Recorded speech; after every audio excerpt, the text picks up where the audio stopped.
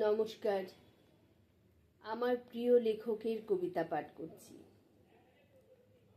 নীলের দরজা খুলে গেল, পাতার শব্দের থেকে মৃদু সব স্বরলিপি শিখে পাখিরা উড়াল দিল বাতাসের ডানার গভীরে।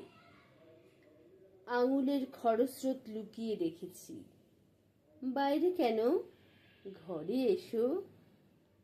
নৈশব্দেরা পেখম খুলুক, রক্তের মাদল থেকে আদিম ইচ্ছার মতো জেগে যে সমস্ত স্বৈরাচার বন্য ঢেউয়ে দুলে উঠতে চায়, চোখের বারণ শুনলে তারা কেউ তোমাকে ছোঁবে না।